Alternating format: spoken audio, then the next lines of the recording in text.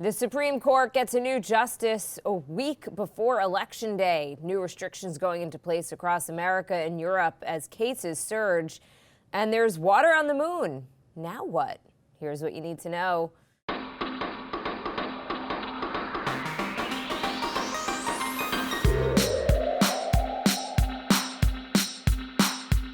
Good morning. This is Cheddar's Need2Know podcast for Tuesday, October 27th. I am Jill Wagner with Carlo Versano. Hi, Carlo. Hi, Wags. I wanted to mention something. I have a new show recommendation. The Undoing on HBO. It's Nicole Kidman, Hugh Grant. It's a David E. Kelly show. He did, I forget what he did. What did he do? I got to remember now. Anyway, it's good. It's a drama. It's sort of like a murder mystery. Wait, is he Melrose Place or am I thinking Darren Star? David E. Kelly, right? What did he do? Hold on, I'm Googling this. This is a professional podcast here. Yeah. Anyway, I don't know, but it's good. He did Big Little Lies on HBO. This show's sort of like that. So anyway, watch it. I love that so I have show. someone to watch it. You'll like it, I think. Okay. All right, let's get to some news. The Senate voted to confirm Amy Coney Barrett to the Supreme Court. The vote was 52-48. One Republican, Senator Susan Collins, and all Democrats voted against her. The president held a nighttime swearing-in ceremony for Barrett a month to the day since the last event in her honor that became a likely COVID superspreader event. She can start work today. Barrett's addition makes the court the most conservative it's been in decades and represents the culmination of a decades-long push by the GOP to remake the judiciary in its image. Yeah, they did it. Interesting little factoid here I read last night. Republicans have nominated 15 of the last 19 Supreme Court justices, despite having lost the popular vote in 6 of the 7 last elections. So look, the immediate question here is if Barrett is going to recuse herself on any election-related rulings. I doubt it. In fact, I'm almost sure she won't. President Trump has said explicitly that he wants her seated so she can hear cases related to this election. Last night, just before she was sworn in, the Supreme Court, with its current 8 members, dealt a major blow to Democrats by ruling that mail-in ballots in Wisconsin must arrive by Election Day. I suspect now that Barrett is on board, the court is going to make similar rulings for other states, probably most importantly Pennsylvania, in the coming days. So I just wanted to use this as a sort of a little PSA here. If you're listening to this and you are voting by mail, wherever you are, and you haven't returned your ballot yet, the Postal Service has said to put it in the mail by today, October 27th, just to be sure that it's counted. So tell your parents, your friends, your family, anyone who is planning to vote absentee and hasn't actually done it yet, today is the day to get that ballot in. You know, one interesting thing with the early voting so far is that it appears that for the first time ever, younger voters are coming out. They've always been this elusive group that's shown enthusiasm pre-election, but hasn't really shown up to actually vote. So we'll see how that changes the game in terms of the results. One thing that I wanted to mention that I just thought was pretty bad sportsmanship on the Republican side, the GOP House Judiciary Committee tweeted, Amy Coney Barrett confirmed happy birthday at Hillary Clinton, which was obviously like a little sarcasm, tongue-in-cheek. Can we be better than that? I mean, I'm sorry, but grow the heck up. I mean, we pay your salaries as taxpayers. We pay your salaries. Please grow up. And you're just basically now proving this is all political. I find that to just be in such bad taste. Yeah, I agree with you. I mean, not to mention the fact that why are we talking about Hillary Clinton? They love Hillary Clinton. She lost the election last time. She's not running. She's never going to run again. Hillary Clinton is no longer a relevant public figure in America. Like, I'm sorry. Can we stop talking about her? And she's not really anywhere. Like, she did one round of interviews when Ruth Bader Ginsburg passed away because Bill Clinton was the one who nominated her and she had a relationship with her. So it's not even like she's out in the media landscape right now weighing in on everything. But she fires up the base, so I guess that's it. It's all about the base always. But look, this back to the actual repercussions of a 6-3 Supreme Court. It's, we talk a lot about Roe v. Wade, about the Affordable Care Act, both of which I think there's a pretty good chance that they will be overturned in the coming years now. But it's also just a good reminder that it's other things, right? Election law, voting rights, corporate finance laws. These are the things that are going to be dramatically changed under a 6-3 court with no real swing vote. It's basically, any argument over the power of a corporation is now almost certainly going to be found to be in favor of that corporation, in my opinion, whether that's related to climate, labor law, diversity, unions, taxes, you name it. That's sort of that's what we're looking at here. And I don't want to stick on the hypocrisy because it's obvious, but Mitch McConnell and the Senate Republicans blocked Merrick Garland for 237 days in 2016, back when President Obama nominated him, when Justice Scalia died. They said that Americans deserved a say in who chose that justice, and they have confirmed Ms. Barrett with 8 days before an election. So it is this is the way the game is played, folks. And if Democrats don't play by the rules that Republicans play by, and that's why they lose so often. President Trump keeping a bruising schedule of campaign rallies into this final week of the campaign, hosting huge outdoor events in places that are seeing COVID cases surge. The president's been raging against the media's focus on the pandemic, calling it a fake news media conspiracy, saying that the winter is going to be great, basically saying that we're going to stop talking about COVID the day after the election. Joe Biden has been, I know. Joe Biden has been keeping a lighter schedule on the trail, opting for big TV ad spends in the final days. He's going to be in Georgia today. President Obama scheduled to go to Orlando, Florida to campaign for Joe Biden this week. Carlo, you predicted that Obama was going to go to Texas. We'll see, right? I mean, clearly he's a really great campaigner. And he's such a good speaker. So we'll see where they send him, and it'll be a good way to get insight into the minds of the campaign.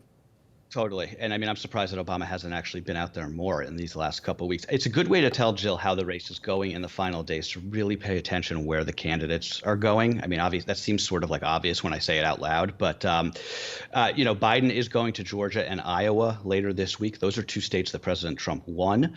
Biden was in Pennsylvania yesterday. Trump has basically been living in Pennsylvania. He's been doing several rallies a day. Trump is sort of playing defense. Biden is playing offense, trying to expand the map. So if Biden loses, people are going to point to that as a majorly flawed strategy, sort of in the same way that Hillary Clinton famously didn't campaign in the upper Midwest in 2016 and spent more time in places like Arizona. So we'll see. But look, Pennsylvania is, I've been saying it for weeks, Pennsylvania is almost certainly going to be the tipping point state. So you would think that Biden would be spending more time there. But that said, he is going to Wisconsin and Florida this week, and they're sending Obama to Florida. I think the argument they're thinking is if they can win Florida on election night, then it's basically game over.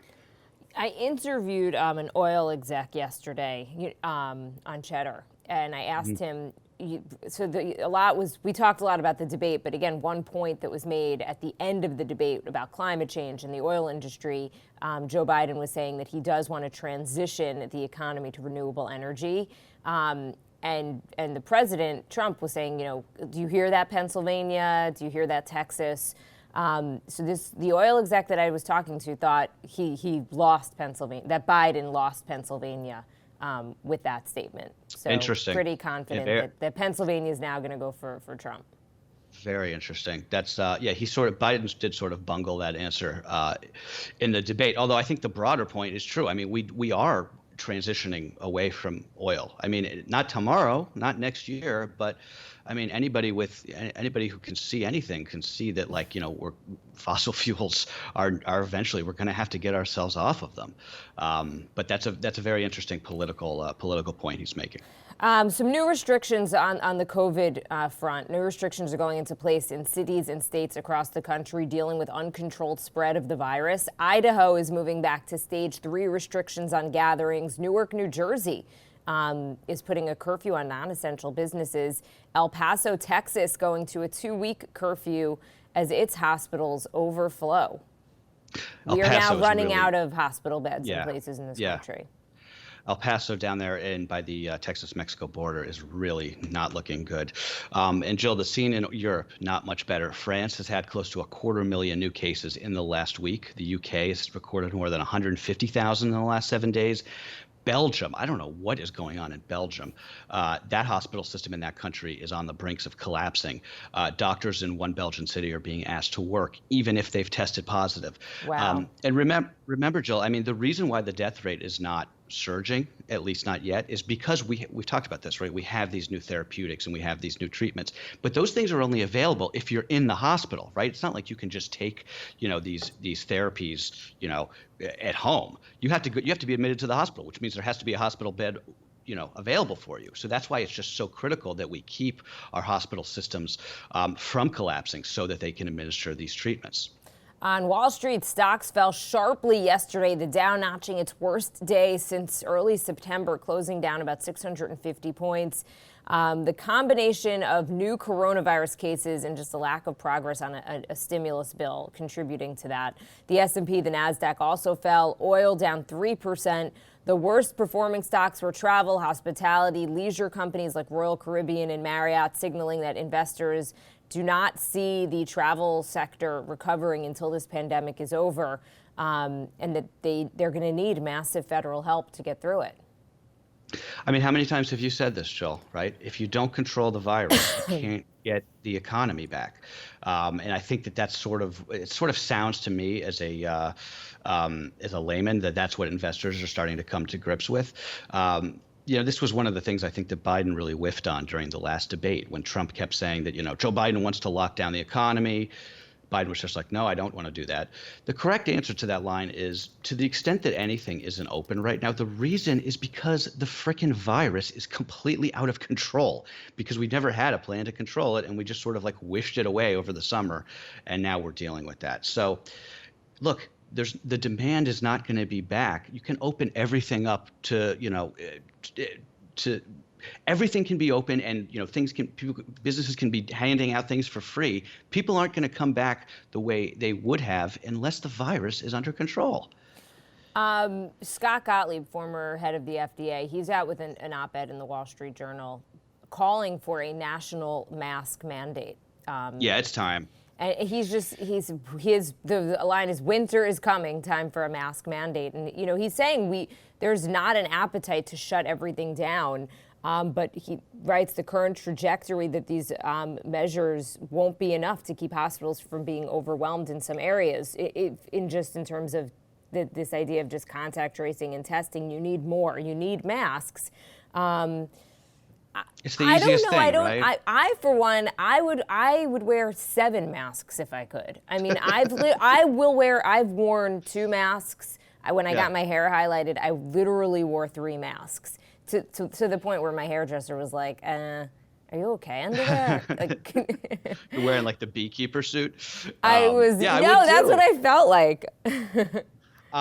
Jill, but I mean, it's time. It's way past time. I mean, I don't know if you can do that in this country because there's just there's such this sort of sense of, individual, I don't know. I don't know why people are still to this day aren't wearing masks. It's hard for me to say because where I am, where we are, everybody is.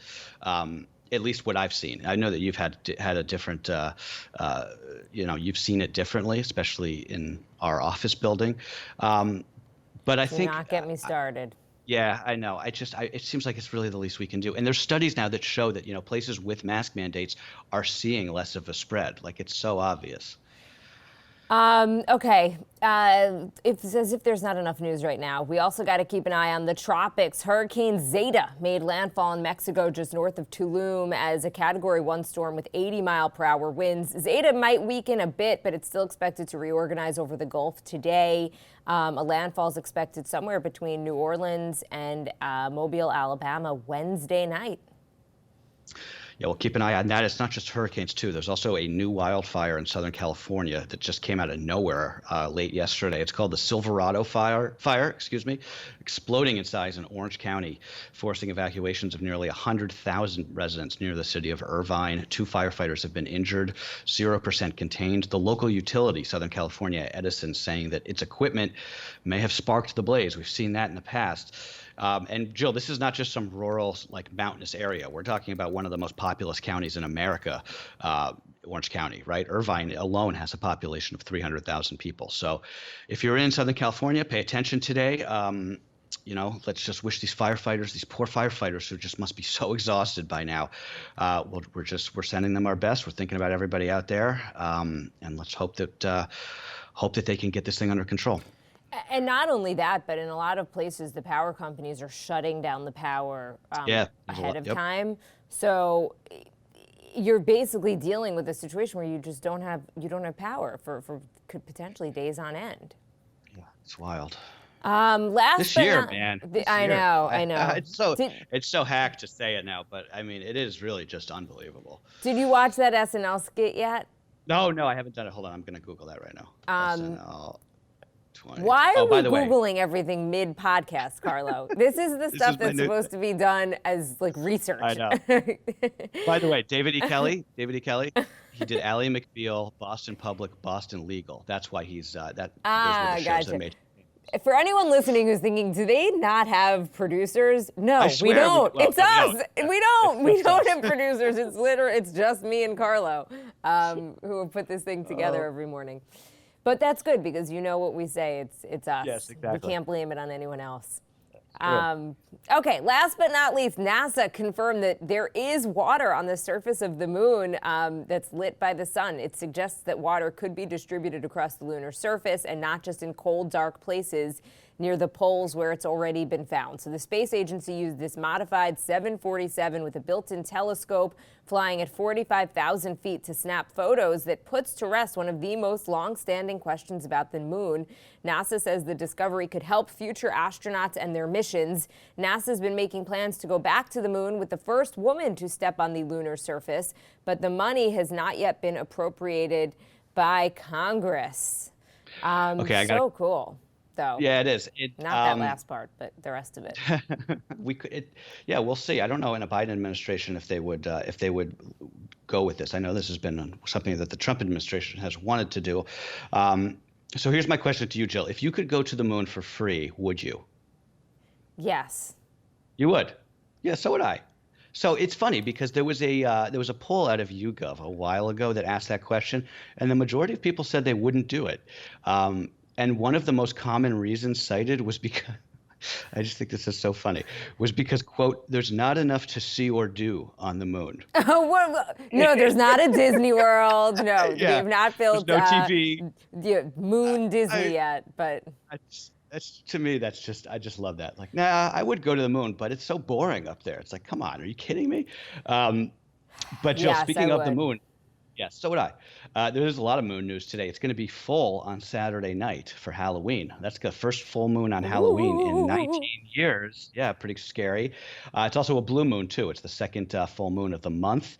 And it's happening during daylight savings time, which is also Saturday night into Sunday. So that's extremely rare. By the way, my petition to cancel daylight savings this year not going anywhere. So Congress hasn't taken it up. Yeah. We could just do it though. If there were enough of us who were just like, we're not going to do it this year. We're not going to do the 4 p.m. sundown. We're just going to go. I mean, what could happen? Right? Oh, you could lose your job because you'll be an hour late or an hour early or whatever it is. So the coolest thing about having a child, one of the coolest things about it is that you, I think, rediscover things that you take for granted. So we have started, because it's now dark early, so now you could see the moon at night. So now my daughter is up when it's dark, right? So over the summer when it was, it didn't get dark to whatever. So we've started to show her the moon before bedtime, where I'll take her outside and I'll say, let's look, and we're also in the burbs now, so we couldn't do this in the city. And she loves it. And it's like the coolest thing. Cute. And I bring her out. She gets so excited. I'm like, all right, I have a surprise for you. We'll turn around the corner of the house and you see the moon. And it reminds you that there's beauty everywhere, that we shouldn't just take this stuff for granted. I love that. I love that. Can you, well, you guys are going to go trick or treating on Saturday. I probably don't think I we're will not. this year. Definitely not. Oh, you're not? No. Oh, I thought you were. Oh, well, anyway, take a picture, take some videos of Alex looking at the full moon dressed as Peppa Pig on Saturday night. That'll make me. We're dressing her up. We're gonna do something, but trick or treating. She doesn't That's know about it yet, so there's no it's not Yeah, worth I get the headache. Okay, that's what you need to know for Tuesday, October 27th. All right, bye, guys. Remember, put the ballots in the mail today.